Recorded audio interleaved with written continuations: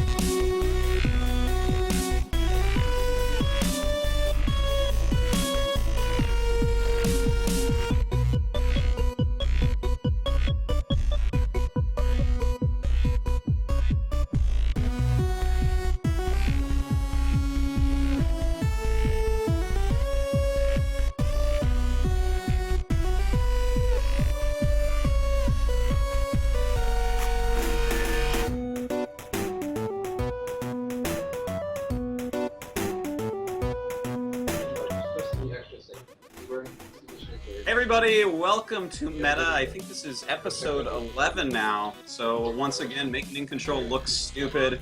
Not too hard though. Let me introduce my guest for this week, Greg. How are you doing, buddy? I'm pretty good. Is that all you got for me? I just want you and Jeff to start talking more, because that's really the only reason I'm here. Yeah, so just skip over me. You can go. Well, thanks. Do that soon enough. And then, of course, we have the most background noise I've ever heard in my whole entire life. Really? Is it that bad?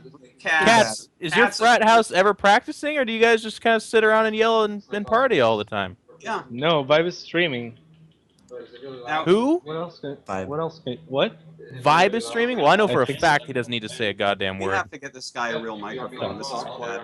Dude, I got look. It's a sick microphone. Are you using that as your mic right now? Yeah. Is that a video camera? I don't even know what to say about Yeah, it this. was a video This camera. is the weirdest thing I've ever fucking... It's sick. Is that What what is you guys going- did for money? You went out and bought What? those kind of microphones? No, I this is can't- this is for the camera. Because this one was shitty. You guys were complaining about this one, so I got the cameras. All right. What? Thank you, CatZ. So, CatZ, you have your new team house now. Yeah. I wonder, my question about it before we start is, have there been any little scuffles or disagreements? And if there were, did you get to the root of the problem? Why did you laugh? Awesome. The dedication to the joke. Like, This to go to that effort I've to been say saving root. that up The for like roots. a week and a half. I want to say no. Everyone gets along pretty well, I think. Yeah, I think. Yeah. No. If you had to say that there was one person in the house you hated more than anyone else, who would it be? That's fucked up. I'm not gonna No, say you that. have to answer. I will not Okay, answer that. All right. Who's the person you love the least? I love the least. Oh, tricky. Yeah.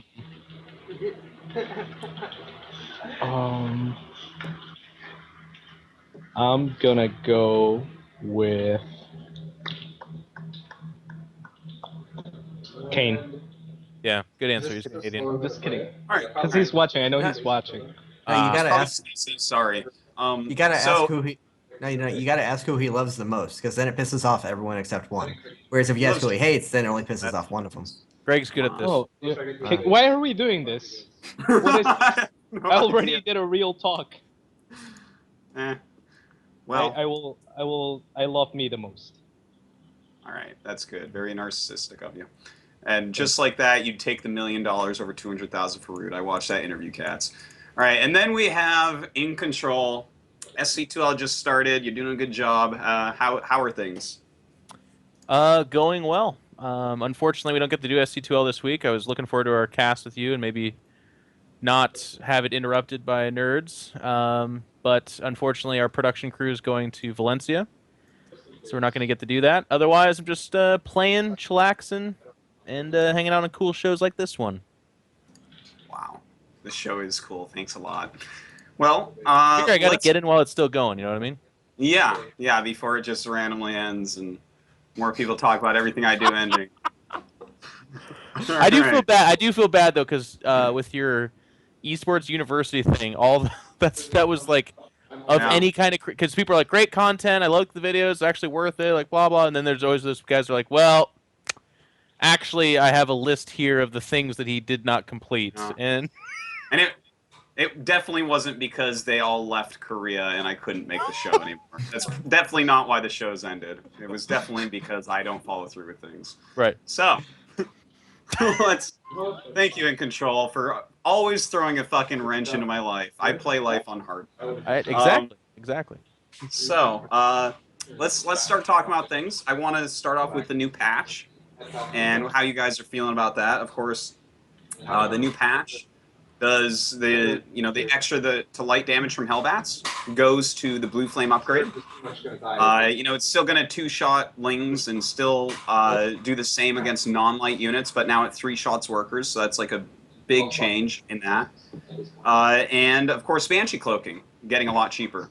So, what are your guys' thoughts on this actual patch that came through? What are your experiences, stuff like that? I think it scared Terrence out of doing the Hellbat drop into Hellbat Marauder timing that was really strong. But I'm not sure if it really should have, because the big change, well, the only real change is that they now three-shot work instead of two-shot. But if you get a Hellbat drop in a mineral line, it's still going to do a lot of damage, so Zergs still have to prepare for it. And the Hellbat drops, like for the last couple of weeks at least, weren't really doing damage. Zergs were pretty good at defending it. It was more just about forcing the defense and putting Zerg on the back foot, and like scaring them off of doing a roach all in or making that like a little bit threatening. And then the actual attack, nothing has changed because it's still two-shot circlings. So like I feel like if they were still doing that build, if they were still doing the Hellbat based aggression, I think it would still be quite effective. But in my experience, no one does it at all anymore. I don't think I've been Hellbat dropped once, I think, since the patch. So it's been effective in changing the strategies. I don't think it should be though. Well, that reminds me exactly of when they took 5 points of damage off the blue flame upgrade for Hellions, because mech was becoming real big, and then every turn's like, oh, it doesn't work anymore, never again, it can't possibly work now that upgrade only gives +5 damage instead of +10. Bunch of idiots. That was just false. But anyways, keep going. I had to point that out. Oh, that pretty much sums it up. In my experience, the Banshee change hasn't been too big, except for the fact that it's encouraging them to use them more. Like, it doesn't feel game-breaking, or I don't think anything too big is going to come of it. It was more just that I think they've gotten mind-gamed out of going the Hellbat drops, when I think Hellbats would still be a pretty good opener. No, I'll remember your name forever. Disagree. Well, I think they're much worse, actually. Like, I think Hellbat drops are not as good. Like, three-shot to two-shot is, I think, a huge difference. And I think that's... I'm sure Terrence still tried it, and they didn't like it, and they were like, well, fuck this. No. I mean, like, the drops got a lot worse. I just think that the drops didn't need to be effective in the first place for that strategy. That was what I meant. But what about the... People aren't really going to fear him anymore. I mean, you're hardly going to run your drones away from 3 shots, you know? Well, I mean, yeah, you are. You just would, like Greg said, like, it forces out the defense, but then there's not the element that Terran had before where, you know, if the Zerg makes one mistake, they win. I don't think that's there anymore for them. And I mean, the opener is nice, but like you said, the follow-up, like, with the Marauders and stuff is nice, but then if that's the only thing that they can do past that, then why would they? Like, it would become too predictable. I felt like it was predictable before, and it was still just strong enough. Maybe it's just me personally, but I felt that like that build was almost unbeatable. And I think just the threat of the drops, like forcing static defense and whatnot, even if it doesn't kill drones, it seems like it would still be strong. But I don't know. Maybe I'm just overrating it.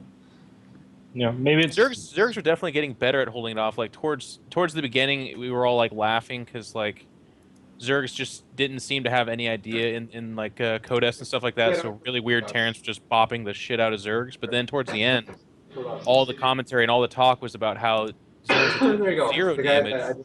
But the thing about the Hellbat drop is it's so inexpensive, and you only really need to succeed once out of like 5 times. It wouldn't do damage, but because it would get so much like missed mining time, and then eventually do the damage. Holy shit! Who's yelling in the back? I think that's fine. Hey, stop yelling! That camera is so good. Anyways, no, I'm just kidding. I'm fine. But it just seemed more powerful. What I like about it from like the Protoss side for this patch is that my big concern with Hellbats was that you didn't have to really invest very much in it. It was just kind of like a load up Hellbats and go drop, and like they would barely pay attention to it because it didn't need to do tons of damage. There's no risk to it not doing damage. There's only the risk of it super Nobody succeeding. talked about that. I shouldn't even brought that up. That shit makes me mad.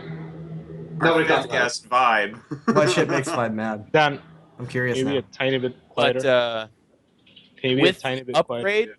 now they have to have a tech lab on it. And historically, whenever Terrans have to have a tech lab for their harass, they either don't do it or they're afraid it won't be cost effective. So it makes it more of like an investment, which I just think is, I think that's what you should be able, that's what you should have to do for something how powerful a Hellbat drop is. And it still has a place in like mech armies, which is what I like. I'm glad the Hellbat doesn't disappear. You know what I mean? It didn't need to be eliminated, but it needed to be nerfed. And we actually, last night, I don't know if you guys watched, but in the TVP, Supernova actually upgraded Blue Flame and went Hellbats against Protoss anyway. So, you know, some pros still think it's pretty worthwhile. Jeff, have you, as a Protoss, been Hellbat dropped since the nerf? Not as a... So, you know how like all the openings are either like Reaper Expand or I guess CC first, but there's usually a pretty quick factory off the one racks, and it used to be, I would say 60-40 Hellbat drop versus Widowmine. Now it's like maybe 10% Hellbat just because they're experimenting, I guess, and then it's always Widowmine now. Or Hellion Mine, or excuse me, Hellion Bio. People are doing that as well.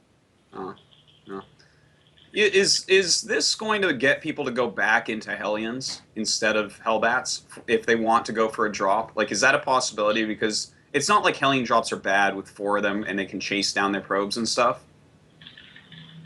I guess so. I really feel like the Widowmine is pretty close in effectiveness to a Hellbat. I mean, obviously people preferred the Hellbat because it just had more continuation to it. Like, it could kill a string of Lings, or it could kill any kind of warping of Zealots, you know. But I like the Widowmine. I think that will be the favorite now, is what I feel. Yeah.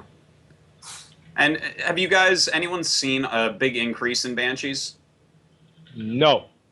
I mean, it happens more than it used to, but it used to happen not at all, like literally not at all. So I guess yes, but it's not. It doesn't feel like a powerful build.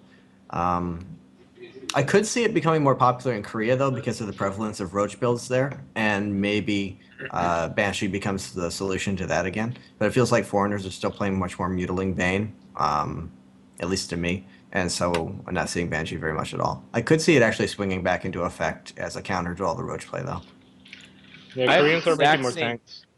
I have the exact same answer, but I feel like it's because they're experimenting with how much detection options Protoss has and where their builds are at right now. I feel like that will be non-existent in like maybe 2 weeks' time. They will never make Banshees. Yeah, Banshees are not that good against Protoss, especially that Mothership core. So, and the fact that occasionally there's a Stargate now too, so it's like, eh. I think that they still can do stuff in TVZ. Like 4GG had a lot of good Banshee builds, like Olini and stuff, and Wings of Liberty, and I don't think there's a reason why those shouldn't work. So they should be slightly stronger. But I think it's a TVT nerf and then buff. I feel like the Banshees can be super common in TVT. That would make sense to me. Yeah. We're seeing a lot more Banshees already in TVT, and that's, you know, Banshee Widowmine play, I would say, is more exciting than just watching both players drop countless Hellbats on each other, so that's good. Couldn't agree more. Yeah. Is the Hellbat drop obsolete now, TVT? Like, is it going to go back to Banshee versus Banshee every game, or is there a nice balance? I think it's going to go back there at least for a while. I haven't seen enough pro-level TVTs yet to make that choice, because the patch in Korea only came out like 2 days ago. So, like, there's been like one set of TVTs. So, I don't know. We'll have to update that more on another show in like another couple weeks or so when people have actually figured it out a bit more. So, you guys like the patch? Good patch? Yes. Yeah. Yes? Yeah? There's not a Terran here, so that's kind of a... The thing is, I think even that, Terrans you know, complain about Hellbats. I'll grab a Terran next week, and I think that they'll say they like the patch as well. Yeah, of course they will. I mean, I know it's the natural joke when the other races say they're cool with a nerf, but like Terrans were the ones that probably got the worst of the Hellbats. I'm going to be honest with you. Like they're pretty strong and annoying in TVP, but every time I watched a TVT, it really just kind of broke down into like. The funny thing about it too was it was graduating to a ridiculous place where it was like Hellbat drop, double Hellbat drop, and the commentator's like double Hellbat drop, and then it would go, quad Hellbat drop. That's quad Hellbat drop, Yeah. and then it's like there's 8 fucking medevacs dropping Hellbats right now. This Yeah. is stupid, and they would just drop it over whatever too. That was the funny part. And- like, Well, I think the Anything. funniest part is that the only defense that you could really have, because you put up as many turrets as you want, those are still coming in.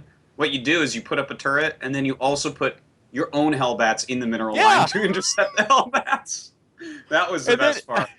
I think it was casting an SC2L match, and I think it was DJ Wee was casting with me, and he's like, he was starting to talk about the technique of Hellbat dropping. He's like, nope, see, he dropped them in the middle of the Hellbats. You need to drop your Hellbats around the other guy's Hellbats in a circle so they hit them. And I'm like, because he's right, but in my head I'm like, this is not how it's supposed to be. Not like this. Like, this is not StarCraft right now. So funny. It was getting ridiculous, but It was. Hellbats are still like, you'll still see them, especially in TVP, mixed in as like, people are like, I have this factory in Wings Liberty, I didn't use it, but now in Heart of the Swarm, I put a reactor on it. I get a couple of Widow Mines to block expansions, or if they're, doing any kind of weird Warp Prism harass. But then otherwise, they just mix in Hellbats, and you're one upgrade away from them still having the same role. And even if you don't do that upgrade, they still tank fairly well in the TVP composition. They're like a cheap Marauder, they're a gasless Marauder in that sense, so you're And it still lets going to you see use them. that building. If you're not using it for building add-ons specifically, like the factory is pretty useless in the later game, so Exactly. it's useful. All right. Well, I think we all like the patch. I think everyone pretty much likes the patch. I haven't seen any real complaints about it from anyone anywhere, so that's a pretty solid patch. I think Avila was complaining about it, but that's... Oh, that's Well, a- I mean, that's... I I could don't have think guessed he that. counts. I would have guessed that, but I was like maybe a Villo, and then you said it. Yeah. But I haven't seen him actually complain about it. God. It's- There's a All video right, of so- saying that the Infestor got buffed. Now, Yeah.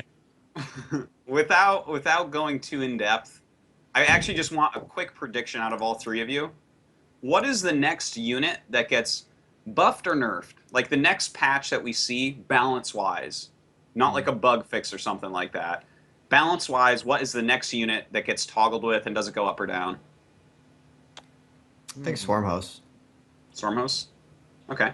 I think they've already said that they're like very cautious of late game Zerg play becoming stagnant, and to me that says we're gonna fix the Swarmhost. Yeah. Yeah, maybe. What do you think, Infestors Katz? are pretty good late game as well. If you take that away, and without the Vipers, the Swarmhosts wouldn't be as good late game. So if they address late game but not just the Swarmhosts, then I think it could be a few things that they could change. I don't think there's a unit that bothers me too much. But if you had to predict, like you had to put some money on the line, like take a guess what the next unit to be touched. I'd say Swarmhosts too. Stormhouse. Okay. Jeff? Yeah, I think so. I mean, the thing I'm almost hesitant to talk about because certainly it does create these really stagnant, really boring games. And the thing I don't like about the unit too is it's like a situational unit where if it has the proper support and if it's in the right position, it's really powerful. But if it doesn't have the proper support and it's caught out of position, it dies super fast, and usually the Zerg's really exposed. So I feel like it's a little bit late to be complaining about these things because that's been pretty much how StarCraft 2 has been played since the beginning anyways. But I feel like it's weird that they revisited that concept. Like, at the end of Wings of Liberty, they were like, yeah, we were really tired of Broodlord Infestor. That was really boring.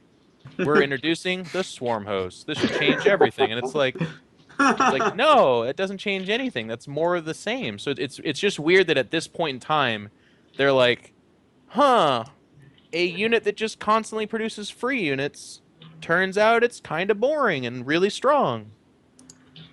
So you know what they're going to come back? They're going to come back with, like, this Scorpion Queen, and it's like this little thing that shits out little scorpions, and they run around, and they're like, but these guys jump, and then that'll be their new thing, and god damn, it's like, Blizzard, come on! So what they kind of like attack Colossi and shit, like jump on top of the Colossi. Yeah, we Yeah, have that'd be pretty free cool, at flying least. units for Zerg. What's the deal with that? Where are the free flying units? Yeah. Good serious. point. The All right, so Corruptors? the no, Bat no, no. Lord. Everyone complains about how Corruptors are boring and shitty. So we give them an upgrade or an ability or something that spawns out Scourge. I dig it. Wow. I'm gonna Yeah, one up you. that's- I'm gonna one up you, Greg. They already have dreadlocks. What they do is they can actually do a bombing thing where they go over things. they shake their head and little skin lice comes out of their hair, and they're explosive. That's good Air too. baneling Wow. bugs. Yeah. No, I think that And that it's sounds like a great confirmation of the idea Whoopi because Goldberg theory. then when I trick Zerg into overmaking corruptors to kill my like one Colossus, then those corruptors can actually just shit on my army. That Yeah. would be great. I can't wait for that. Thank you, There Jeff, you for go. that great idea. It's Wow. mildly it's mildly racist, but it's also like pretty functionally cool. So it's No. Okay. No, I agree. The Swarm host, I think, is the next thing that'll probably be touched. But Major we'll is see. I actually think that's months off. Major is actually messaging me in a fit that it's going to be the Mothership Core. He claims that all of Korea agrees that Mothership Core is too strong. God. Major is such a Major claims Major's a lot like- of things. yeah. Major's like that weird soothsaying wizard that you visit because sometimes they see the fucking future, but most of the time they're talking. Their boogers have like healing qualities, and like their feet are actually tails, and you're like, oh, okay, well, There's That- a 20% chance I think that happens, and that's only because it's one of the 5 units that could. You know. the mothership You know- core. I love how he's degrading into just like It's actually kind of an interesting point, though, because the Mothership Core is obviously a very powerful unit, but people will, till the end of time, like pop up the stat like, well, Protoss doesn't win anything. Like right now in the round of 8 for Korea, we have 4 Terrans, 2 Zergs, and then we don't know what the other 2 will be. It could be a Zerg and a Protoss or 2 Protoss. So it's like, yeah, the Mothership Core is pretty good, and yeah, Pro League is all Protoss players, but is how far are these guys actually getting? So I could, if they did a Blizzard patch where, like, let's put it this way, I could see time stop, maybe the duration's reduced, or something like that. Sure, but I feel like you'd then have to buff something else for Protoss because it's not just the winning thing. It's just that, in particular, like the Mothership Core's role is it's basically a fucking wad of gum in a giant dam, and behind the dam is boosted medevacs just like spraying around like, we got a drop here, why do we, and like if you pull that Mothership Core out, Protoss just has a flood of medevacs come washing over them. And what the fuck are we supposed to do against boosted medevacs on these maps? What do we do? You know what's the most depressing thing in the world is when you photon overcharge a Nexus, but it's minute 15, and the Terran realizes they don't give a fuck. Like, they unload enough to kill it anyways. They're like, everyone in the meta... Wait a second. Do you have 2-2 upgrades? You do? Shit on the Nexus. Let's go, boys. Turn around. Fire it down. Boom. Yeah, this is easy as shit. Doesn't even do damage now. Yeah. I'd be really sad if they nerf that Mothership Core, man. I feel like recall is so important right now, against Zerg especially, because I can't tell you how many times that I'm like fucking... really stupid. It's like a get out of jail free button. It's like, oh, I made a dumb decision. Look, I don't know how you base. want me to kill your bases when you're going Swarmhost, Infestor, Viper if I Well, don't I have want a Swarmhost Mothership... removed too, so I feel pretty okay about this one. Huh? Like, I agree that Swarmhosts are dumb too, so like. Okay. It's only because you never use them and would like you think they're boring. Yes, they are. They're Do horrible. you actually not use They're awesome. Swarmhosts? I refuse. He on does principle. not. He refuses. I will not. Like, I will not play that way. I'd rather lose. if you watch his than- stream, this game like for he's the- about Is he to lose in the late game. Like the Are you Protoss one has of a these death guys ball, that and just he's goes like, Viper? oh. No. I just not even- lose versus Protoss. I've just He goes accepted it. Roach I will Hydra not play Corruptor. Swarmhost. Every Not game. really. I go Muta more often than that, but no, I accept that Swarmhosts are the best way to play. It's not worth it. Like, I won't sit there for 50 minutes. So you're still on Roach Hydra Corruptor? Is your No, favorite I'm saying, map like, the still way Scrap Station? Like what are you doing? No. I'm saying the way I play is wrong and bad. Like, you should be going. Commentate on Meta, by the way. What? What was that? I like the idea of Greg's like, I will not make Swarmhosts because they're boring. Let's talk strategy. No. I readily admit the Swarmhost Turtle is the way to play ZVP. Like, I just don't do it because On some it's not maps, worth I think I think CVP is pretty like there's so many options. I think Like, you could don't know. remove the Swarm host and actually still play a good ZVP, man. Like Mutas are pretty good at this game, and I think Vipers are Muta's very- the only real option. I don't. We're hating, but I actually like when you see a super high level Zerg use Swarmhosts like really actively moving around, unleashing waves, and they don't do like the 35 Swarmhost thing. They do yeah. Like And the 10 mobile swarm hosts. I know exactly what you mean. We've seen that like more that. and more and more in Korea. Yeah, it's That really is cool. kind of better. The one where they go out to Broodlords pretty quickly and go for like Yeah. a kind of mid-late game And it timing. takes mechanics too, because Yeah, no, it's that is yeah. a much more interesting style. I just feel it's really fragile. I don't Why know. don't you why don't you just max yourself on like 9 or 10 of them, not behind static D? Just do that I style because like I just don't feel that Hyun's been style using it. And, I just don't think it's as good. I mean, I don't know. It feels very fragile to me. Like if you get there with the Broodlords in time, then you kind of just win. But if they got a good engagement early on, or you didn't manage to put pressure on their third, or anything like that, I feel like if they have Tempest out in time, or they choose to just like try and overwhelm you, they can actually blink in or storm or anything. I personally feel that Swarmhost static defense Viper is the best way to play on anything that's not like a gigantic map. Yeah, if you can split the map, you just win.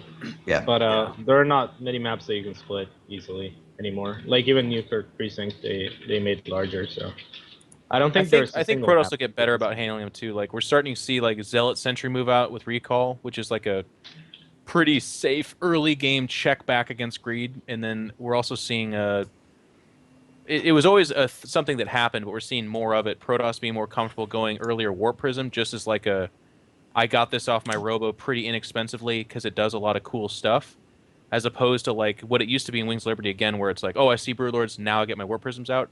We're seeing Yeah. more idle Warp Prisms, and if you go an idle Warp Prism before Swarmhosts ever come out, then you're jumping the bones of those Swarmhosts because they never leave their 3 or 4 bases, and you keep them on their half the map almost the whole time.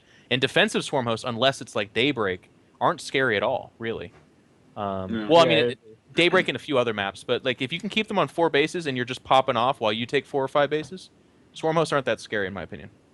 Yeah, You know- the maps that you can split, but then there's a problem too that if they do nerf Swarmhosts, I don't think there would be any options against like Protoss Air, like Max Protoss Air with Templars. There's just nothing that Zerg could do. I don't think.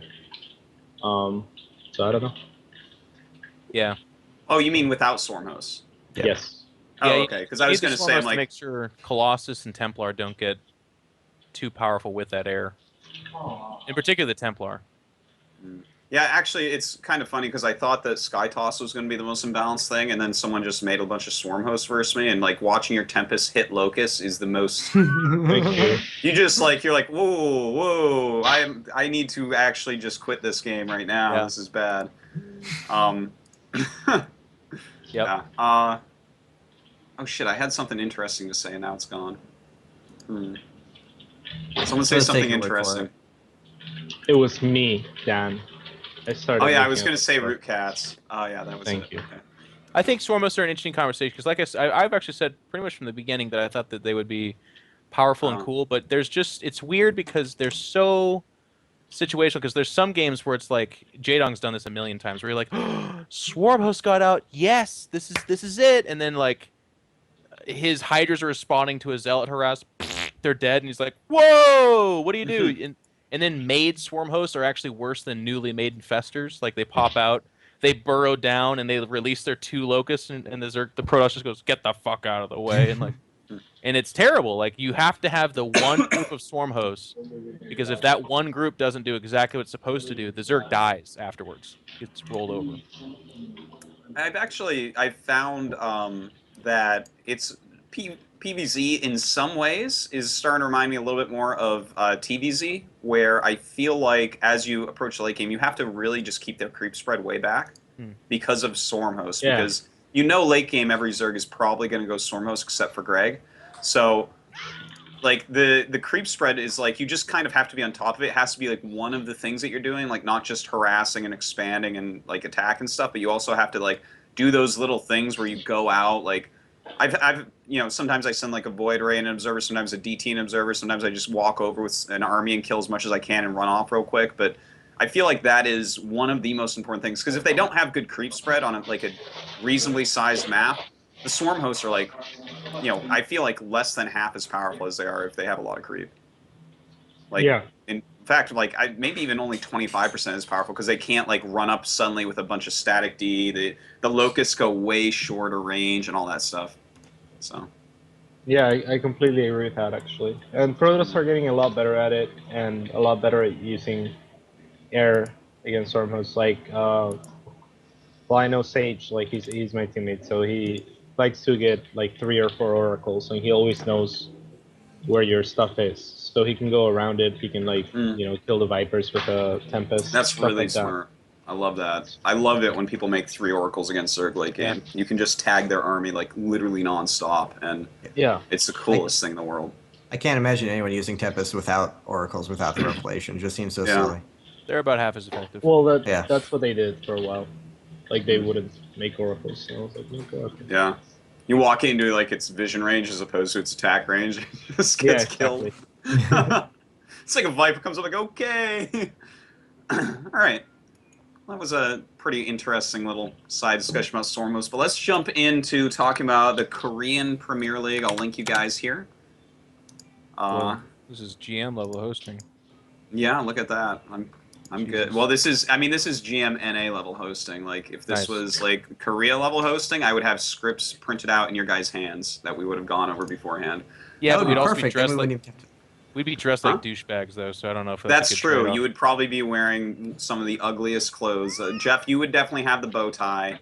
CatZ would have the teal blazer with the ladybugs on it that I saw in OSL once. And I'm not sure. Greg would just be wearing like some sort of tight shirt. I think I'd trade a shiny suit for not having to think of anything, like just read off a script. I can do that.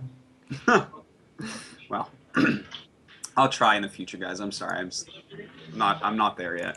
But let's take a look at this. And right now we're like so close to being done. The round of 16. Obviously tomorrow is the last day, kind of. I'm not sure how they're going to do the tie break because Rain is going to beat Fantasy tomorrow. Yep. And, well, here, let's just talk about the actual results in some of these groups first. First off, Group B, Flash falling out.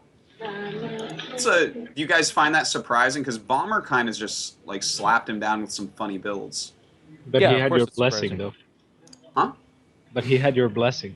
That's true, he did. Increases his power by, like, 20%. A lot of people were like, oh, see, look at yeah. I'm like, well, guys, I mean... even if Bomber made it to the finals, I just feel like he's not going to win. Like, they're just... Bomber is not the best player in the world. Like, he's very good, obviously, but it's just not... I don't... as much as you want to call it a curse... Here, I'll break the curse right now. I guarantee, beyond any shadow of doubt, Rain is going to take out Fantasy somehow tomorrow night. I know. Somehow. You're going to get your really first... going out on a limb This there. will be your first correct prediction, Dan. We're so proud of you. Yeah. I'm feeling it, man. I'm feeling that Fantasy is he's gonna have an off day, and Rain's gonna beat him. Can you imagine how fucking stupid it would be if Bomber County is like, no, like, in SKT1, we pray for rear, and then Fantasy beats Rain, and, like, both the SKT1 guys are out, like... Funny situation, because that could happen. Fantasy's really good, and Rain's on a big PVT slide, if I'm not mistaken. He's... yeah, Fantasy is really good. Rain plays a pretty solid PVT. Like he did a I mean. I'm trying to say that, but I think he's losing a lot lately. Is what I was saying. I'm pretty sure that his record slid lately. Anyways, could be thinking of something else, but it's just everyone knows Rain takes that match because Fantasy is not going to win. There's going to be one thread on Reddit that'll get downvoted because the guy's going to be trying to be a sensationalist, and then there'll be a tie, and that'll get played out, which is cool. Yeah. But I just think it's a funny thing to look at because, like, imagine if Fantasy did go balls to the wall, just fucking knocks out Rain. It's like, you're down here with me now, bitch. Yeah, I'm sure First and Hive are not holding their breath. So, No. What do you think about the way Hive has been playing? For anyone that's watched some Hive games. So this one day I made some food and I was like, I want to watch something while I eat. And so I loaded up the Fantasy vs. Hive game, and I was really excited because everyone talks about how good Fantasy is now, and he's really fun to watch, and he usually has exciting, cool, interesting things to do. And then after about 5 minutes, I had to go find another series to watch because he managed to fit 4 cheeses in 3 games. Fucking a 6-pool, and then a Roach Rush into a Roachnitis, and then just a generic Roach Bane all in. Nice. It's fucking disgusting. And It was worked. pretty awesome. He won, I mean. And he 6-pooled first, too, didn't he? Yeah, the first game. It was the worst thing I've ever seen in my whole life. Wait, were you saying first the player? First the player. He first, okay. Yeah. No. The first game against Fantasy. Oh no, he 6-pooled. He Who's 6-pooled on the first? Protoss player first Yeah, as well. That as well. Yeah, Hive always mixes in a 6-pool. You got to mix one into a best of 3. You have 3 whole games. Come on. But no, he's actually, the thing is, he's actually like super winning me over. Like I really liked him in StarCraft 1 and StarCraft 2. He's been nothing but cheese. But at this point, he's so nothing but cheese. He's embraced I've like it. turned the corner and I really like it. Where it's like, oh, this guy's not fucking around, man. This guy's just killing nerds. And I can Well, understand that. Shine got a little bit more macro oriented, so somebody has to fill that role, right? yeah. Someone's got to make 40 roaches against Mass Void, Ray. You know, someone's got to take up that torch. I saw Shine with Broodlords. I thought it almost was like dreaming or something like that, but no. He would go Guardian before. Like, you remember he would go just the 2-hatch Muta into 2-base Guardian. He's not foreign to that. The You just have to cheesy do it. version of Guardians. Yeah. I did that in like 2005, like on Lost Temple original and shit. That's all right. Anyways. Yeah, yeah. It was good because they had cliffs overlooking the natural. Nobody expanded. What do you guys think between first Hive and Rain? Like, how does that end up? Who comes out of there? It's hard to say because on some days, like I'm trying to get on the first train. Yeah. But he got bopped. He got bopped pretty hard. He did. And then when he wins, it's like, holy frick, this guy could beat anybody. Yeah. And then just the very nature of Hiva, that's feast or famine. That's either because even if you know it's coming, the kind of cool thing about a cheesy Zerg is it's a little bit Zerg cheeses are underrated. They actually have quite a few cheeses that are not necessarily like super viable, but like I said, any one of them could win. I know CatZ will agree with this. Yes. And then on paper, you look at Rain and you say, well, that guy's going to make it out because he's the former #1 or #2 best Protoss on the planet. But he's kind of he doesn't have that swagger that he used to have. So I think it's interesting because it's a bit of a toss-up. Doa, actually, the OGN guy, just messaged me and said that it's actually going to be after the series are played, they're going to do best of ones. So that I would say that definitely Hiva. can change things. Like best of ones between first Hive and Rain. That's like it's Hiva, like one of the most volatile players you could possibly play against, and then PvPs where it's like there's plenty of build order wins to be had. So that is like maybe the most unpredictable group of 3 players. It actually is. It's like the Protoss strength in best of 1 and then a cheesy Zerg. That's actually kind of absurd. We will get it's one gonna be like Protoss the out, though, fastest by the group way. ever. We will What's get that? one Protoss out, though, by the way. Yes, That is a true. mathematical certainty. And based upon who I see here, who would you rather have, Jeff, as a Protoss player? Who do you want to see actually get out of this group? If Hive is definitely coming out, who's coming out with them? I'm a Rain fanboy, man. He, in my opinion, started the march of Protoss versus Terran that's going on in Korea right now, where a lot of the Terrans are complaining about that matchup because Rain showed that you could just be super fucking solid, and he's like the guy that established 3-base solid macro play, and that's a rarity because a lot of the Korean Protosses, especially with like going back to Wings Liberty, all their success was off of 2-base all-ins and then maybe a 3-base all-in towards the ends of Wings Liberty. So it's nice to see macro play, and I hope Rain continues to be successful with it. Okay. I gotta say, like, I agree with everything you said there. Like, I am in love with Rain and his playstyle. But after watching First's PVT, and by the way, I think First, before this OSL, still had one of the best PVTs in the world. Like, he was the guy that was always walking around and like threatening attacks with Storm and a bunch of Zealots and Archons and maybe a couple of Mortals while switching into Colossus, which he'd keep his opponent so busy, then walk out with 4 Colossus and just kill him. Like, he's always been a Protoss that I've also tried to emulate a little bit. Like, whenever I get into that situation where I can actually be on the map with Storm, I always am like, oh, do what First does, you'll kill him. And like, with how many Terrans are actually going up, which is 4 Terrans, I almost kind of want to see First go just because I don't see him losing to maybe any of these. Like, Maru, absolutely not. Supernova, no. Bomber, no. Maybe Innovation, possibly. But, like, his PVT is the most beautiful PVT I've seen. It's crazy. Yeah, so we both agree. Rain and Hiva will make it out of there. That's good. Yes, exactly. But I yeah, think they're pretty, First and pretty Rain. busy. Yeah, First both and Rain. Hiva. Yeah, man. Best of I think- ones. I think Rain and Hiva, but I don't think it really matters. Like, anything could happen. It's just Yeah. way too random.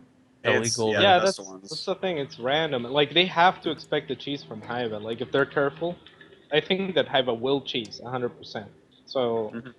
they just realize that and they play safe and scout a lot. What if Hiva just goes like four? That would be pools, crazy. Four hatches before pool man. He just pulls some sort of CatZ build out. God. Yeah, that'd be crazy. Then he would win. But I don't think he's. You don't think he has it in him? No. Definitely not. So that leaves one other match, Sue versus Symbol for ZVZ, and Sue versus Symbol. That's actually kind of a hard one to call, I would say, in a best of 3. Yeah. You know, Sue's pretty dangerous. I love Symbol to death, but what do you guys think? Symbol has the lockdown ZVZ, but Sue, I don't follow Sue very closely, but every time I look at the results, I always see I always hear myself saying, wow, Sue. You know, I feel like he beats people he's not supposed to, but Symbol's the bigger name there, obviously. Yeah.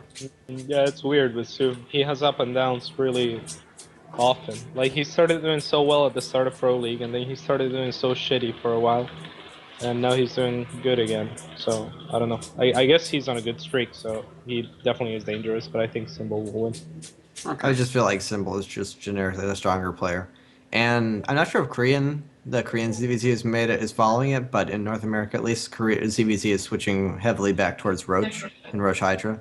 And Symbol, I think, has a lot more experience with that. Sue's been playing Muta versus Muta for the entirety of his SC2 career.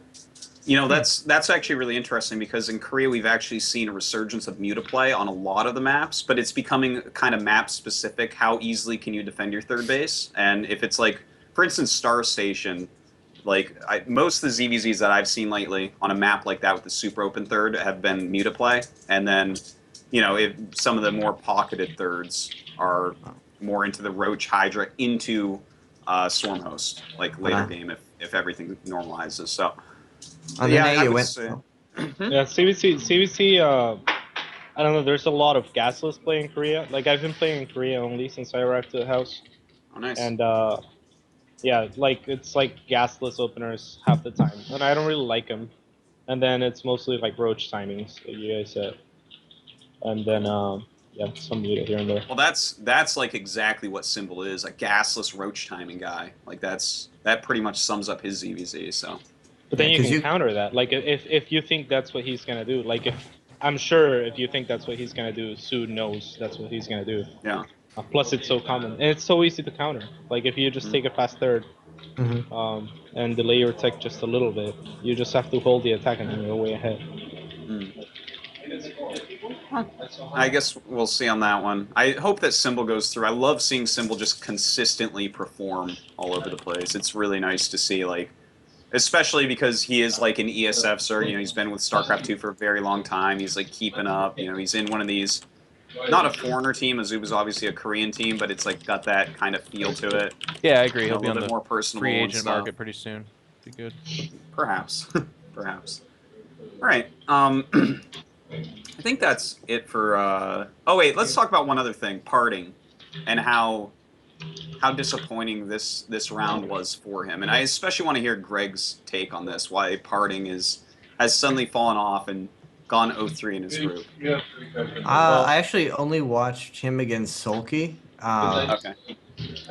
And those games, I don't know. Well, I don't think it's fair to judge from that because Sulky is just so good that, like, losing against Sulky, like the game on Echelon, he opened up with DT, got scattered immediately, did absolutely nothing with it, and lost a DT for free.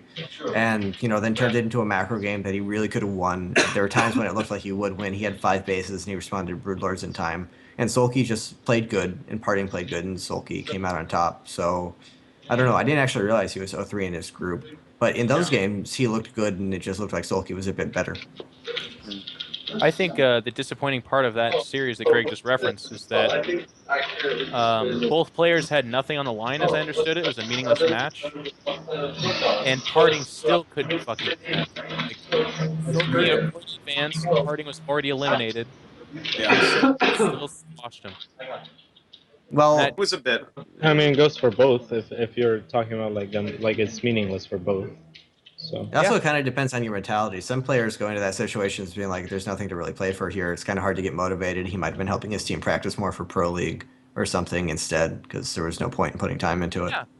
I'm not trying to make this the biggest of deals. It's really not. I just think it's very Stop, telling. Jeff. Stop making it a big deal, though. Like, Just calm down. it's cool. It's It's okay. definitely not the biggest of deals, man. I don't Look know at why you're that trying group. to make He's it. 0-3, 1-6, and that's just like Parting was the guy who was calling people out in the biggest tournament of last year, saying like, "Choo choo, MFer, like here it comes," like he had swagger to him, but this time he got humbled to all shit. Like even in the booth, he just looked kind of silly. He's just like, "Oh no, I'm dead as crap." It was Just it proof was a that- bit sad. Just proof that ESF is better than Kespa. He goes to a Kespa team and he starts losing. Yeah, they probably just party too much. Oh, okay. I'm like, I don't know how that's because he's Kespa's both. all just a bunch of frat houses, yeah. Yeah, Clearly, yeah, they all party. you know the stereotype, right? Like they don't take it very Clearly. serious in those cast. They only practice like 9 hours a day instead of 10. Well, any finishing thoughts here for the Korean WCS from you guys before we jump on to the next subject? No, that's it. We're all good. We're all happy. Yeah. Yeah. Is Innovation going to take it, or Silky going to take it? I think Bomber's guaranteed to take it now. Yeah. Charging up pretty Uh, good. 108 chance. For I Bomber. wish I was in charge of this Who does Bomber Skype play? call so I could drop you and be like, Rage Quit, and the chat goes, Rage Quit, I charge you. Do we know like who plays who already? Like who does Bomber play? We don't know yet. It hasn't been decided. Okay. Yeah. They haven't announced, but I'm sure they have it like written up, like which groups play which and stuff. But it's better to hide that stuff anyways, because you don't want people like, Right. Rigging. throwing the last match to try to get like a better, favorable matchup and stuff. All right. I think that we'll go ahead and jump to a really quick commercial and then come back with the next part of the show. So don't go anywhere, guys. Pros always want to have gear that's exactly fitted to their needs. Something I've always dreamed about doing is using my experience as a gamer to make gear for people like me. We're working with TT Esports to make the exact mouse, keyboard, and headset that we've always wanted to use. When you're doing anything that you love to do, the tools that you're using matter the most. We're designing these products from scratch to make sure that your gaming experience is completely seamless. The gear I use to play the game Are the tools I use to win.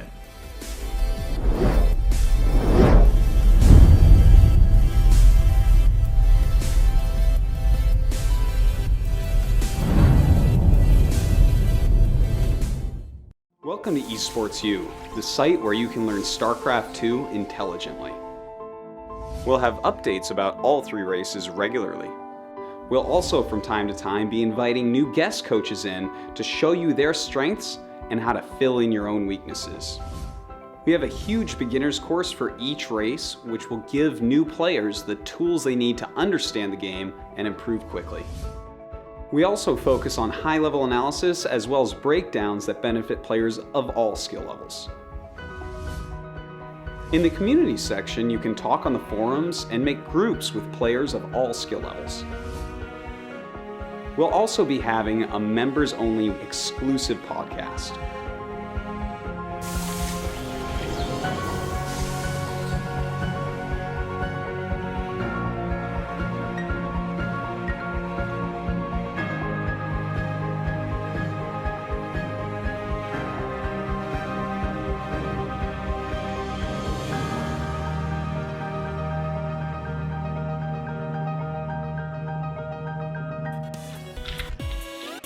Hey guys, welcome back, part 2 of Meta, and it is time to talk about something that I have just been so excited and happy over. I know that Greg is kind of disgusted by, and of course that is Myungshik's awesome new play and new build.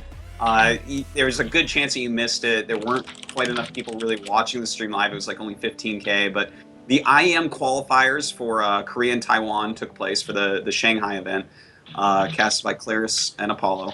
Really nice set of games. And Innovation took a spot, and then a Protoss player named Myungshik took the next spot. He actually beat Hyun in the final match of the night. And in the first game, it was on Newkirk Precinct, Newkirk Redevelopment Precinct, and he opened up with Forge Fast Expand, and then went one gate into 3 bases, which is something that's gaining some popularity again because Zergs are going pretty econ heavy as it's just as the metagame kind of shifts. And then he threw up a couple Stargates, and then he threw up another Stargate.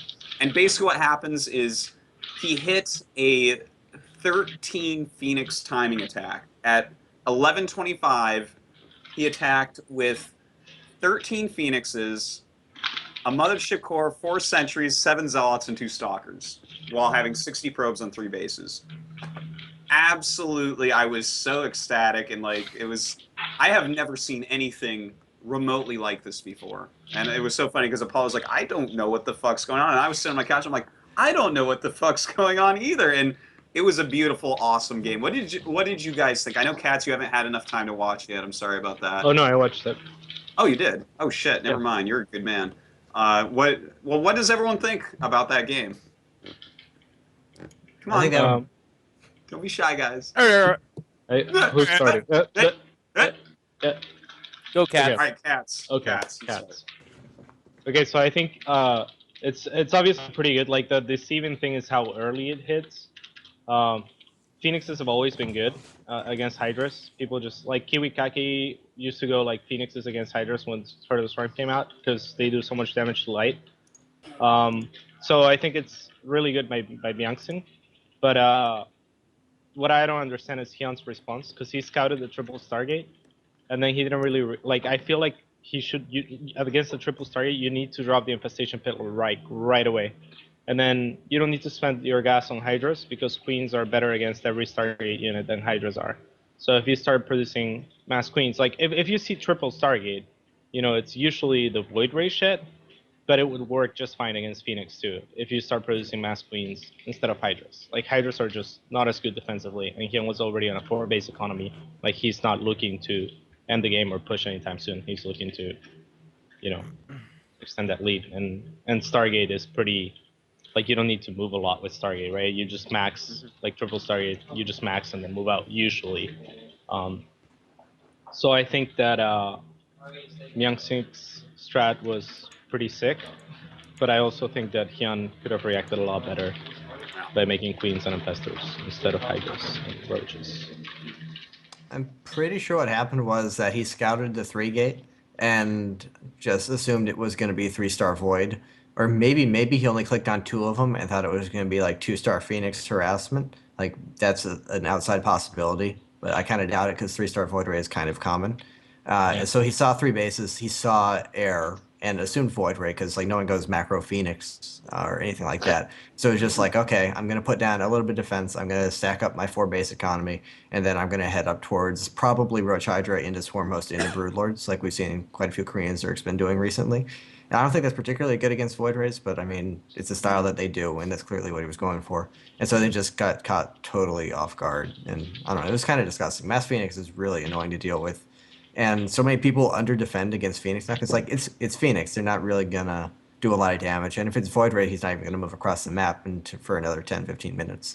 So he was just totally confident in just not having to worry about another threat. And like you said, the timing was everything. The fact that it came out that quickly, that he didn't wait for a big round of gateway units. He didn't even wait for like 8 gateways. He just went with what he had and actually trusted the Phoenix to do the brunt of the damage. That was the crux of the build. Yeah, that was pretty cool. Yeah, for me, the coolest part about the build, to expound a little bit upon Greg's point, is that it's counterintuitive in a couple ways. You think you have time when you see Stargates, and you certainly aren't expecting Phoenix, so you're doing things like taking a 4th base because they're on a fast 3rd, or he was actually taking a 5th base, I think, but something like that. You're perhaps droning. You're still mixing in some form of Roaches because while you do want lots of Hydras, you obviously don't just go straight Hydras because if there's any kind of Colossus at all, it gets just wiped. So that's where your mind's at. And when you see 3 Stargate, the other thing that a lot of Zergs do too is they go, well, okay, I'm not going to send any more scouts in there because I know what this is. It's Void Rays. And I would only lose any Overseers or Overlords that I send in there, so I don't need to. I know it's coming. But then all of a sudden there's a string of pylons. There's a unimportant amount of gateway units, but critically there's a very important number of Phoenix. Like, I think he attacked with 12 or 13 Phoenix when there was probably 9 or 10 Hydras out. And they die in 2 seconds to that kind of number of Phoenix. So it's kind of funny because the response that if Hyun could go back in time, he'd be like, well, obviously I make more Hydras, but I probably have like 3 or 4 more Queens and 5 or 6 more Spore Crawlers. Like, you don't make those kind of defenses. That's not what you make. But he would have needed to make that against the Phoenix because they literally would have overpowered any number of just straight Hydras, I feel like, in that time. Yeah. Yeah. I really like what you just said there because that's what hit me. Because I'm like, how would Zerg counter this perfectly? Because he showed just 4 Phoenixes on purpose because he wants it to look like, okay, yes, these Stargates were a little bit too early to go 3 Stargate Void Ray. Obviously, you know, Apollo called that really well. And so to start off with 4 Phoenixes, it actually, because yes, look at it and be like, oh, this is like really quick Stargates. You are not Right. saturated at your 3rd base. This is like a little bit funny timing. And then to see 4 Phoenixes, it really feels like that Void Ray. But let's say that he had known. I was thinking about it. I'm like, I think you need some more spores and a more defensive stance against this for sure. And the thing is, you know, 13 Phoenixes, like, it's a big investment. But if you can force them into a really defensive mass spore defense in an area, especially when they're up to like 4 bases, like, you can walk around and like, even if there's 2 spores and 1 queen in a base, you fly in with 13 Phoenixes, you kill every drone and the queen and Yes. get out losing like 1 Phoenix. And it's, I was looking at the build, I'm like, oh my god, this is like, this is kind of cool. Do you guys think that this is a build that could actually become something that gets used? Kind of. I think you could definitely make it a rotation, but like, if you told a Zerg before a game, hey, I'm gonna go mass Phoenix and it's gonna hit you at such and such time, or not, because there's still dangers beyond that. Like, you could have 3 Spore Crawlers, but if I have 15 Phoenix, I'm gonna pick up every one of your drones anyways. The thing is, if you can hit a critical mass of mobile anti-air in terms of Hydras and Queens, there's no AoE in this army. Like, the Zealots and Stalkers, they don't actually matter. You cast Force Fields, that doesn't matter. With Void Rays, that does matter, but in this situation, it doesn't. So if you hit any kind of snowball number of Hydras or Queens, and you start attacking, the Protoss just dies. They don't live. They're dead. But that's why this build goes to such great lengths to do things that play with the Zerg's mind. Like you said, the 4 Phoenix out on the map, not resupplying out mid-map with them, that's very much so to sell another build, which is where you open with Phoenix and follow it up with Void Rays, because the Phoenix say, don't go mutas, which are a counter to Void Rays, then you follow it up with Void Rays. Yeah. You know, there's a really similar build on a smaller scale. I feel like this is like the 3 base version of that. There's a Stargate Phoenix and Zealot timing to like Yes. Yeah. it feels a lot like the same concept, and you usually, or at least I, like defend that timing with like forward Spore Crawler and then roaches. So I think Jeff is on point on that as well. Like, if you have a few spores in the front, then that should be a pretty viable response as well. Okay, so like just some forward spores, like kind of in between the I think he took the 3rd to the north, so like in between the 3rd and natural type area, and like defend with roach spore for the most part. You know what's funny too is Yeah, I think feel that would like be fine. I feel like a really funny thing about this build, and this is me being a little bit pessimistic, but I feel pretty safe with this group to do that, is I feel like this is a really high level build that depends on your opponent being intelligent and reacting to what they're seeing. But I feel like if you practice this on the North American server, they'll be like, them there be a Phoenix. Boys, make as many of the fucking Hydras as you can and get your asses out there. We can win this thing. And like all the Protoss are going to be like, ah, shit, I saw Myung-Sik do this. But then they're just going to get sprayed down with Hydras, and they'll be like, fucking terrible build. I think you might be right on that. That's Yeah, that kind of makes sense. I can see that happening.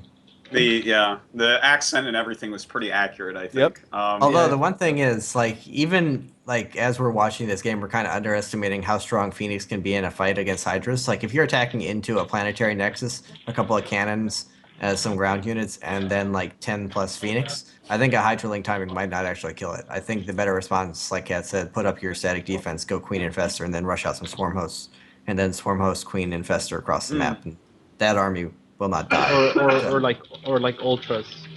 Yeah, or that too, I guess. Yeah. But I don't think the Protoss will be able to kill that at Maybe, all. but in those situations, if I'm the Protoss, what I would look at with all these stacked defenses going down, and I'm still picking up your drones, I would like expand double robo and lull myself to a much more secure macro game. Because you're not going out on the map if you invest anything in stack defenses. You know what I mean? Like, Yeah. you don't go stack defenses, then roll out with any kind of infestor count that is aggressive. You just do those defensively. Yeah.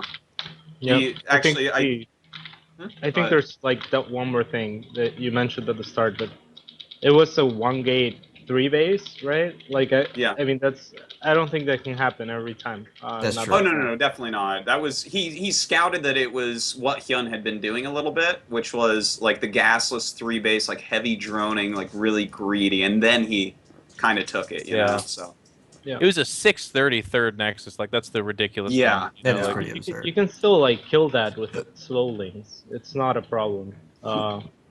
he just didn't Every- see it, Cats, well, to be honest. yeah, he didn't see it at all.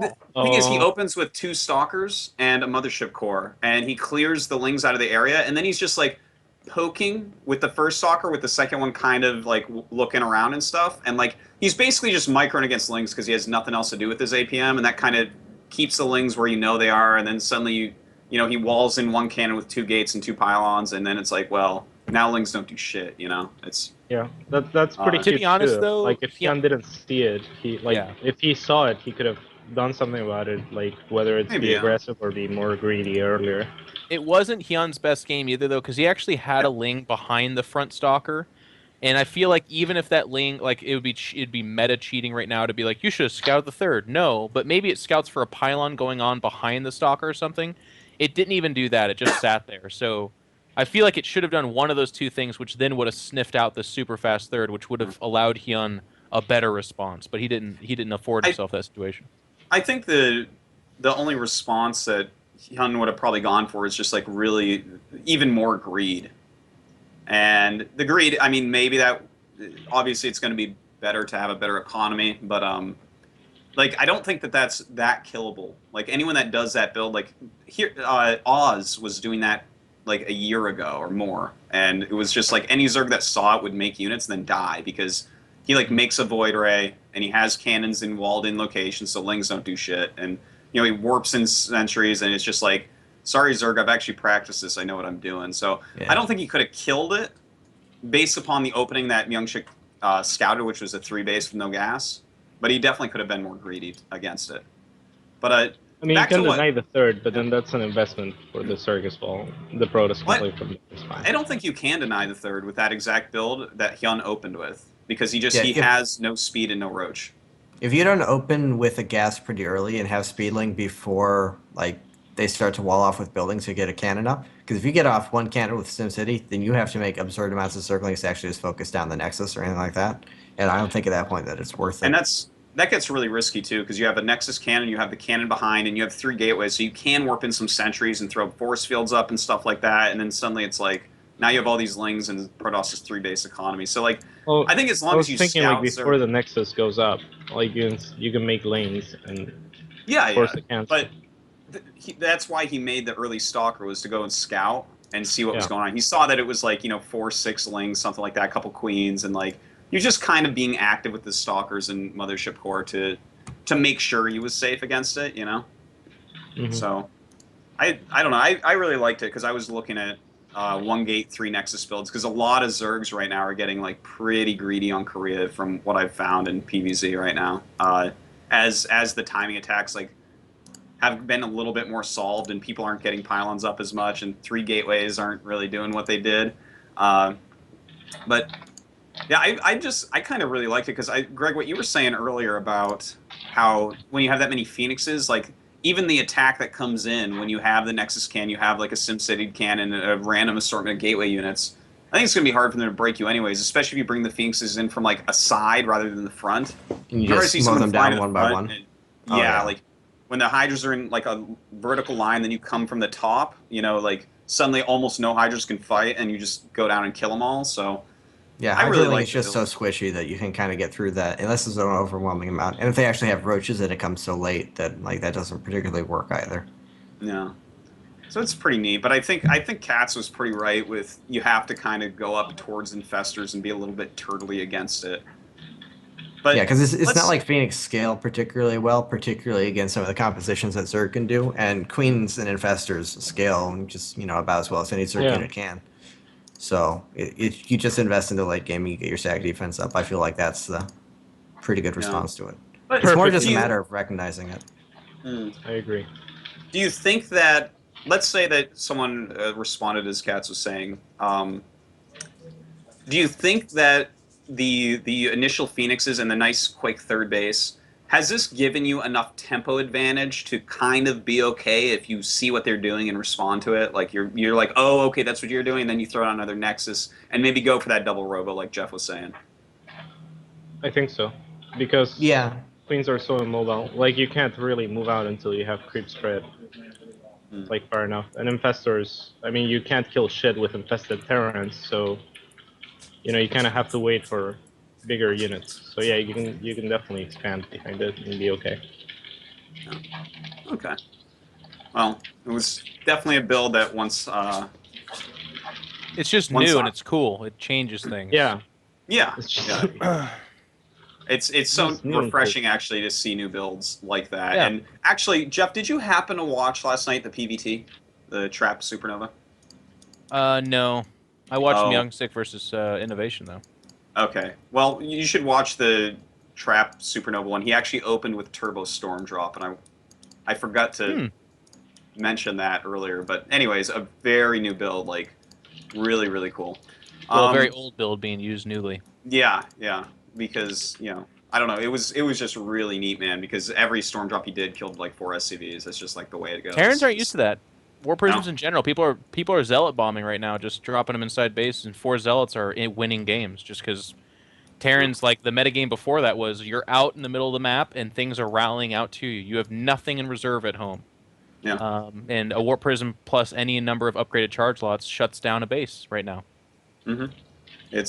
It's pretty wonderful, and Trap actually like rushed up to the quickest storm I have ever seen, and just one High Templar in a shuttle, brought it over. Like he had his upgrades were really late. That was the only thing that was questionable about it, but it was like it was sexy, man. I was all awesome. about it.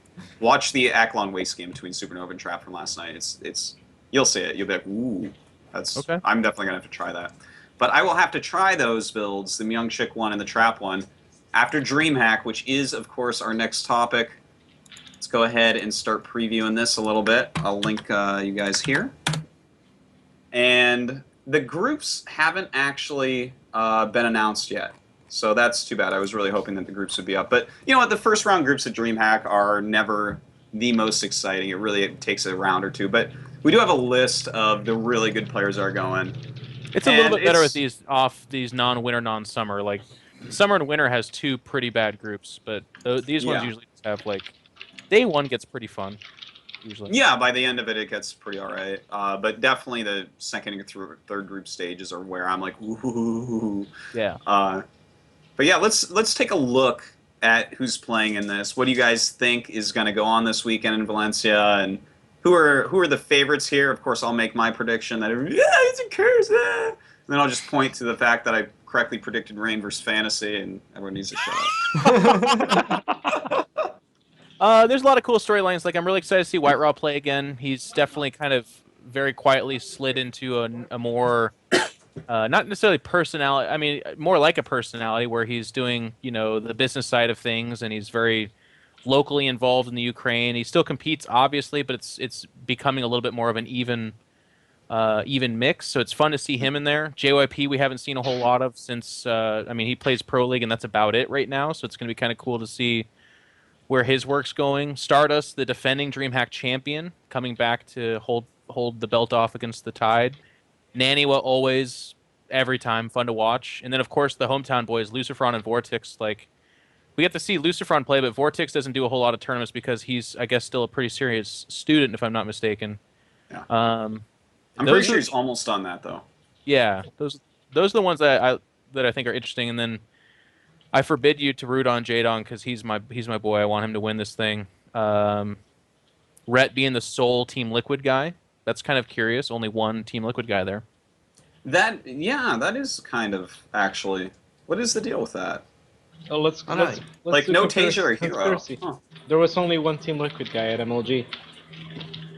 Oh my God. What is happening here?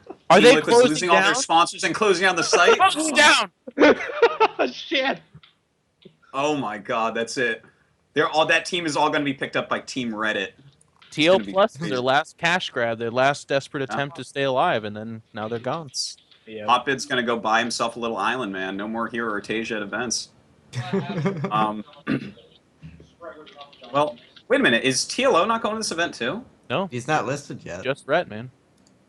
That's really weird, given the success TLO has had. You'd That's think he'd want to keep really going for a weird. win, and they'd want Did to he keep riding him. qualify for winner in the last one?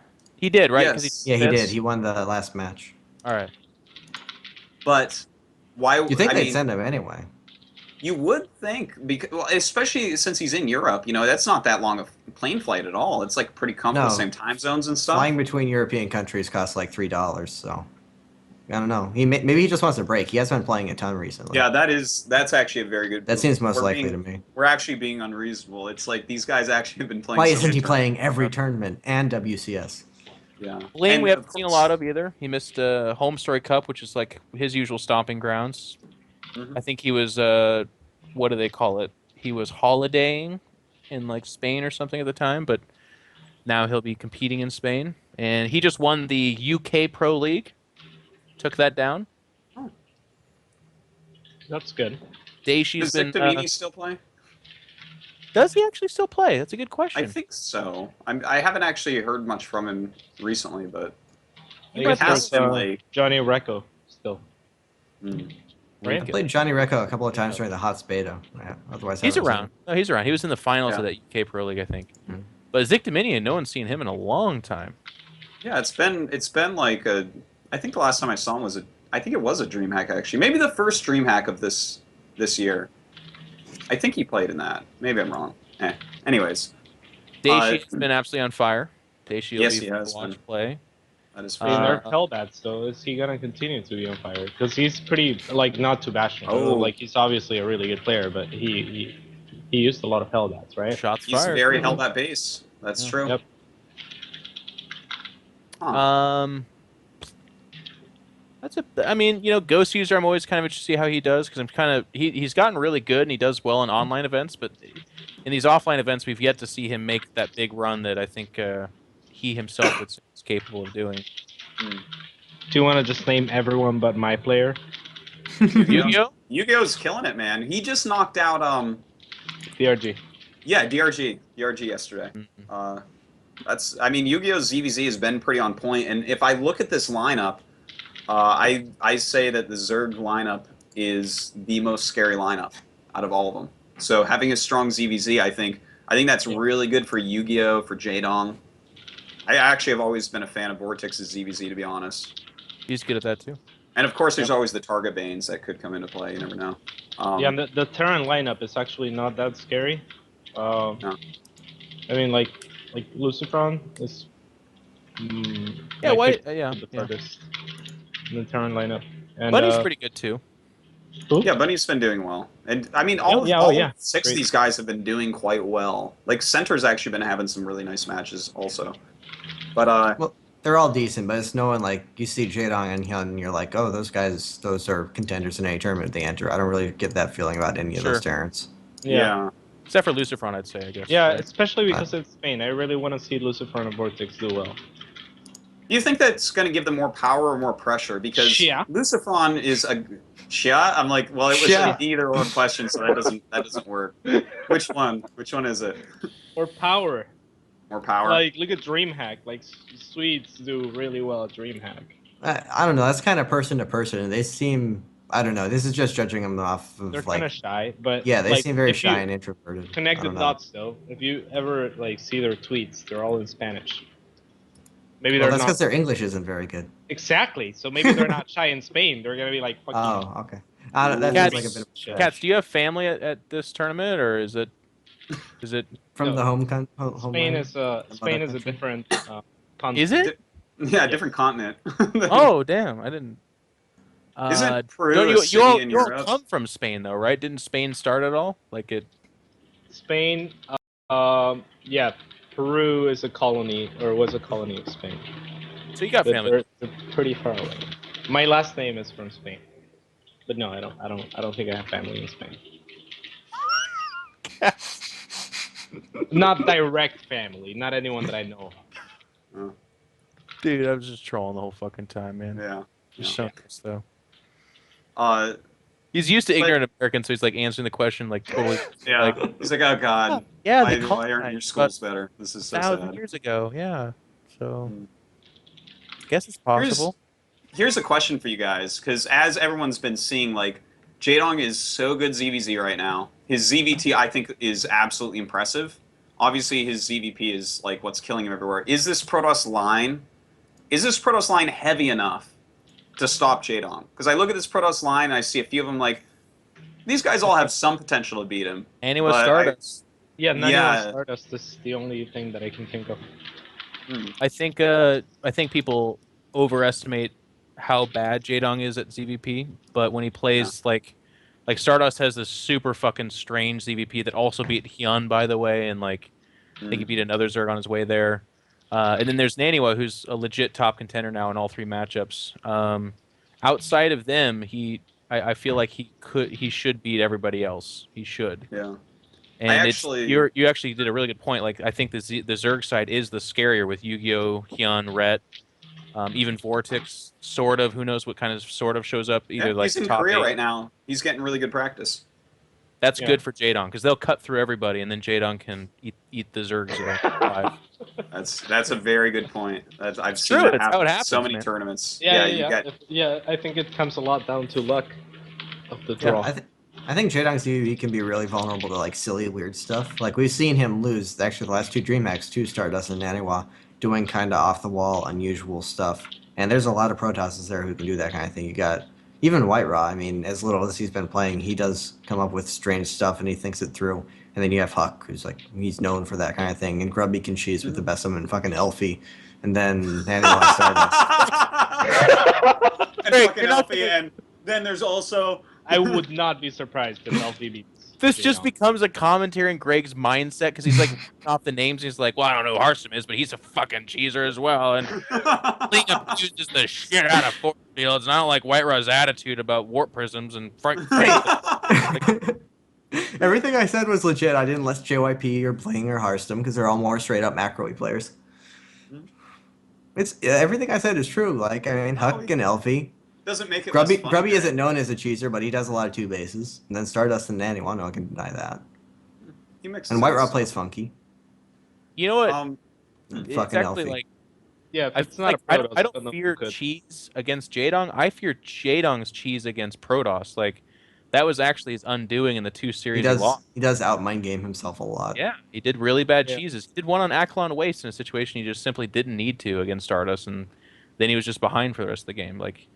But the thing is that it's hard because Jaedong plays with your heart because then he does cheese against Terran and it works brilliantly and you're like, oh my god! And then he does against some Protosses and it works really well too, but then it falls on its face other times. Yeah, it just really seems like he doesn't understand the matchup really well. He just does like weird shit. You know, I don't know. From the last Dreamhack, I do have to say, like, Jaedong basically had every game against Stardust. Like, Stardust played really well and won, but Jaedong basically had every game. And I remember watching that, and then I even said it on the Meta episode right afterwards. Watching Jaedong play at that event, I actually said then, I'm like, he is winning the next Dreamhack. Like, I still actually believe that. I look at this lineup, and I'm like, you know, there's definitely the possibility for him to be taken out. But I really liked what you said, Jeff, with all these really great Zergs. It's going to be hard for people to cut through them. For players like Naniwa that you might favor against Jaedong, it's going to be hard for him to cut through like a Hyun and a Yu-Gi-Oh! And a Vortex, and also don't forget Lucifron and 4GG are in there and stuff like that. So I'm feeling this tournament for Jaedong, and if he doesn't, like, my second pick has to be Hyun. Like, these two are like complete badasses right now. Jeff's like, oh, you cursed him. Curse is real. I take out my little voodoo doll I made out of Jaedong's hair that I've been collecting for 5 years in Korea and like twist the arm. Curses are real. Yeah, I too think Jaedong is has probably the best chances of winning this. There is luck involved, like you guys said, because some of these groups it could be like, all right, so our final group of the day is Jaedong, Naniwa, Stardust, and fucking I don't know, like Elfie. Yeah, well that wouldn't be. He beat Elfie last time, I think. Stardust, something like that. Like, oh, okay. Did you say Stardust twice? Or I meant Lucifron or something. I don't know. Just he could get 2 of those Protosses in one group, and then all of a sudden Jaedong, is out in groups basically. Potentially, I don't know, man. Like I think people do overestimate how bad he is against Protoss. Yeah. His losses are all against Protoss, but like he's not that far from getting it. It's not like No. he's some clueless fucking scrub losing every. Oh no, he's good against Protoss. He's just fucking. He's not as good as his others. He's just disgustingly good against Terran and Surge. I wouldn't like if he got Stardust. I wouldn't be terrified because of the 2, I feel like Jaedong's the one that would adapt and get better, whereas Stardust does the same thing kind of over and over again. But Naniwa seems to have Jaedong's number a little bit in his head because the last 2 times they played, I mean the semifinals at I think it was Stockholm was pretty good, but this last time I think he won pretty convincingly.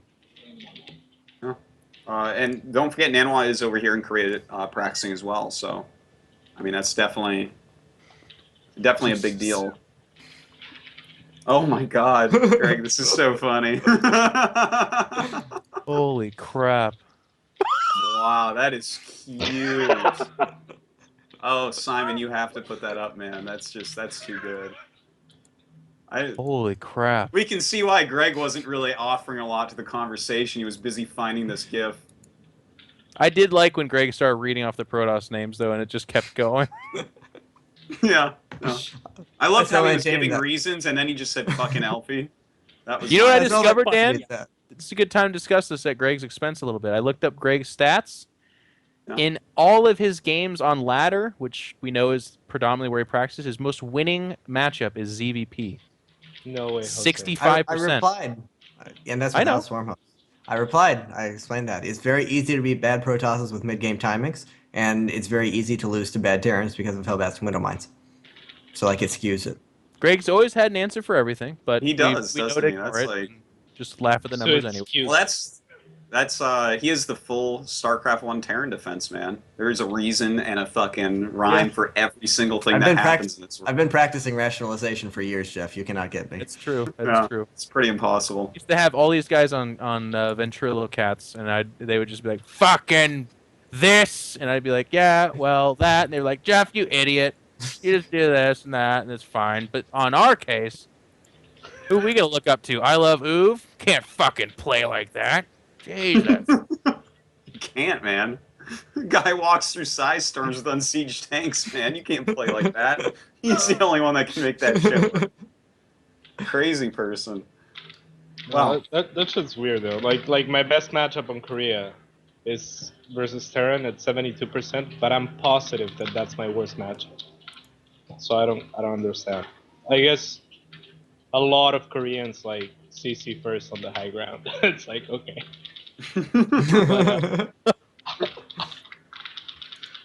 Yeah, but it's weird.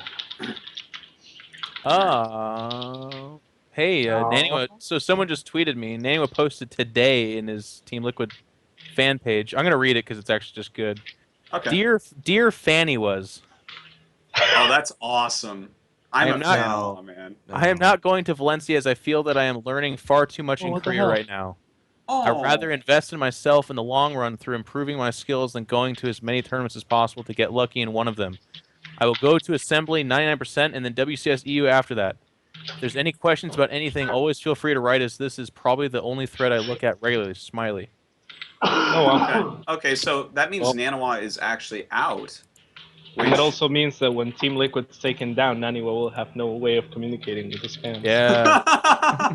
When TL bankrupts and fails, and yeah, what's he gonna do? Well, that makes the Protoss lineup that can beat Jaedong a little bit weaker too. So It does. look at that. Artosis predictions, man. Reign over fantasy. Jaedong taking down Dreamhack. I'm unstoppable. You gotta stop, man. I'm unstoppable, dude. I don't know. Didn't you You say are Naniwa stoppable was? so far.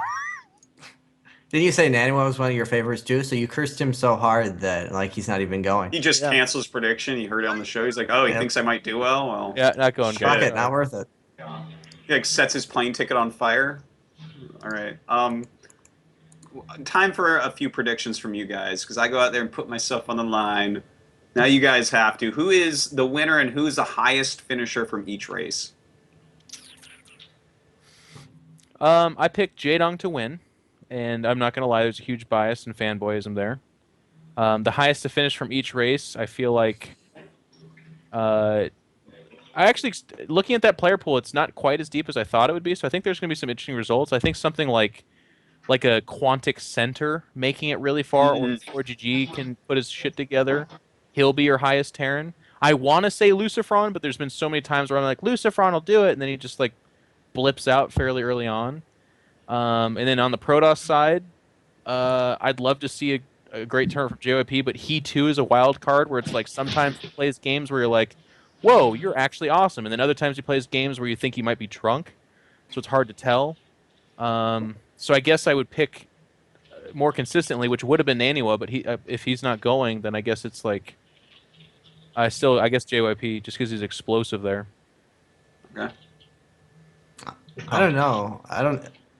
I would say Jaedong and Hyun are my two favorites, and I would lean towards Hyun a bit, maybe.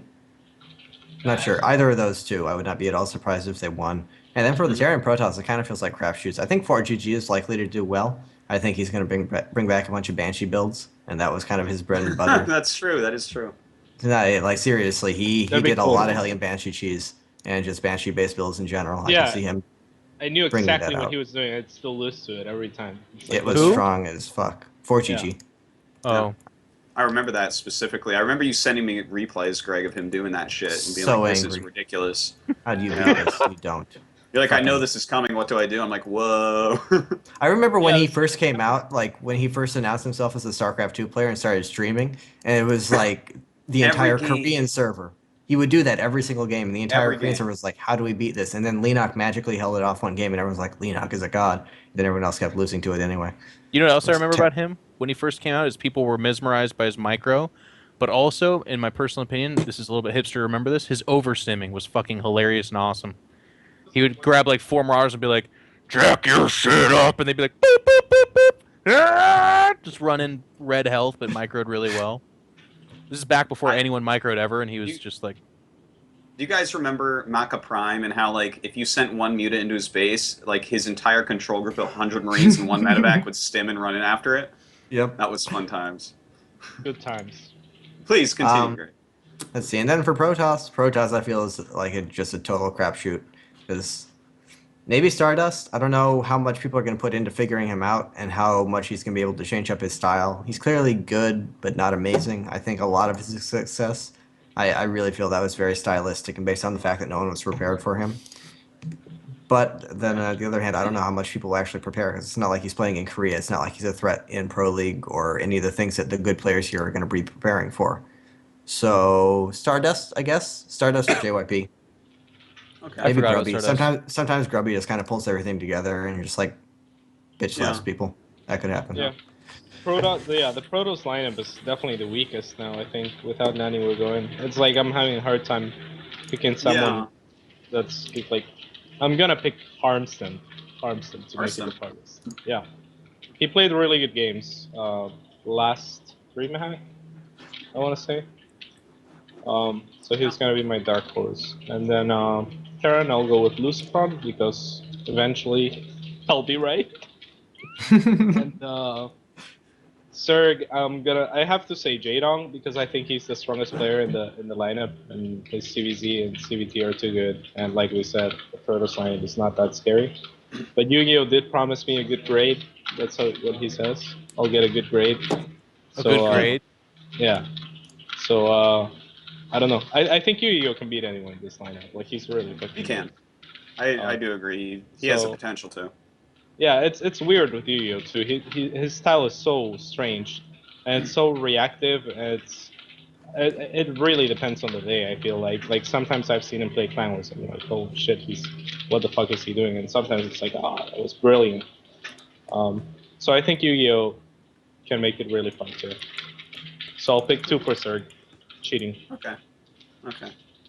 Well, I already basically gave mine. I think it was Jeff. You mentioned Center might do really well. Like I've really liked his games recently, so I wouldn't be surprised if he's the highest Terran. But I'm always waiting for Lucifron to do that, like CatZ, like just keep on naming him because he's going to do it eventually. And it is Spain, and like. Yeah, it's Spain, man. You know, he's solid in all 3 matchups, man. There's, the none of the lines look too scary. The Zerg line, though, I feel like Zergs are going to really kind of dominate this tournament. There's just so many super scary Zergs there. The Protoss is very hard for me to choose who's going to do the best. Like, I want to go with Grubby. Have picked Naniwa? Would everyone have picked Naniwa? If Yeah, Naniwa was yeah, I think so. Me too. Nano was playing so well recently. Yeah. But I want to pick Grubby, but, you know... The thing is, I think that as Stardust style, it never really got big enough in Korea. Like, some people do the double forge stuff, but I don't think it maybe got big enough for like Hyun, Yu-Gi-Oh, and Jaedong to really have to had dealt with it. So I don't know. That's kind of a toss-up. Well, Stardust has beaten both Hyun and Jaedong before, so Come here. they should be aware of it. Yeah, I guess you're right. They did play against him before, and Jaedong like should have won that series, so he'll be ready. Yeah, the Zergs are just gonna do really well here. I think it'll be exciting though seeing 4GG revert to his old self. Well, all right. So we have our predictions in, and I think that that's just about it for us today. Time for some shout-outs. Who should we start with? I guess we'll start with Jeff. Why don't you go ahead? Mine's gonna be long. Yeah, I want to get it out of the way. Yeah. Today we launched a charity event alongside eBay. CatZ is involved, as well as Curse. It's basically just, you know, we'll be talking about it, but you list things on eBay, and as long as it goes to the proper link, the proceeds from those purchases go to charity. Like, eBay just matches it. And they're looking to raise $5,000, and then they'll match that $5,000. So we're looking to give about $10,000 to some charity, which is pretty cool. So you'll be hearing more about that. And then for me personally, just follow me on Twitter, iNcontroL. I'd stream on Twitch TV, twitchtv.some shit, and then iNcontroL TV. In the near future, like, there's no SC2L this week because, like I said, our guys are in Valencia. So I will be streaming a whole bunch, and if that's cool to you, it's cool to me, and I'll see you soon. And I love EG. Thanks to them as well. Wow, that wasn't what I expected. Yeah, it wasn't that shout bad. out. No. No, it was nice. That was a lot different than just the list of sponsors I normally get. Mm-hmm. All right, Greg. Follow me on Twitter at Idra, Facebook, facebook.com/Idrajit, and then my stream, twitch.tv/Idrajit. And actually tomorrow I will be doing a live Q&A session on Kotaku, and I think Hotshot Chi-Chi, I don't know, they're doing a series of Q&As with me and Hotshot Chi-Chi and then maybe someone else, and I'm not sure if it's going to be simultaneous and if he's going to be involved in it too. So I'm sorry for not knowing that and for hyping it up anyway, but I definitely will be there, and maybe him as well. Well, that's so go more check important. that out. Yes, yes it is. And that's going to be at 9 a.m. Pacific, 12 noon Eastern time tomorrow morning. So go check that out on Kotaku.com. I don't have a direct link, but you'll be able to see it on there. Plus, I'll tweet about it, so just check that out if you want any more information. And thank you all for tuning in and supporting us. I have an update, by the way. 4GG's now not going to Valencia either. Well, fuck Oh, me. really? Yeah, visa Huh. issues.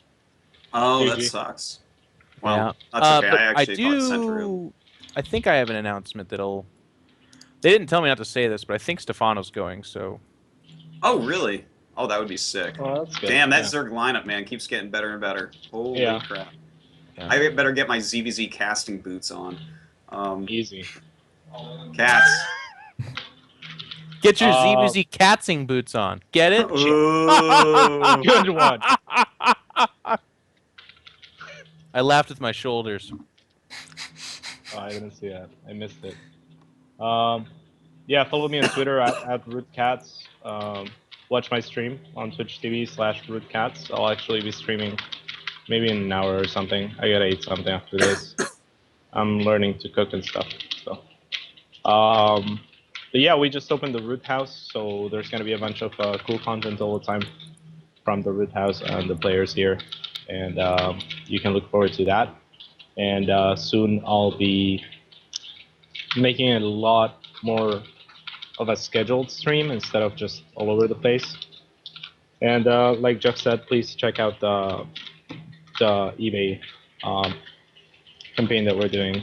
So it's all for charity. It's all great, and there's a League of Legends tournament to dictate what charity it goes to, but don't hate on that, because if eBay gets involved in esports, it's honestly great for everyone. So really happy to be a part of that. Root for root. Root for root. All right. For me, big cheers to my 3 wonderful guests, Greg, Jeff, and Paulo. You guys are the best coming on this show and talking StarCraft with me. It was Thanks a lot for of fun having us. today. Big cheers to Simon, Simpatico TV on Twitter. He's the guy that does all the production. Basically, anything you see me do that isn't with an organization that you already know, Simon is making it look good. Because if it was just me, it would look like shit, and there is no lie there. Like, I am It's fucking true. a skillless human other than talking about StarCraft. Yeah, it's really true. See, Jeff is absolutely on board with that. Like, Really true. it's a true thing. So big cheers to him, and of course his friend Matt Iliantis, who makes all the music.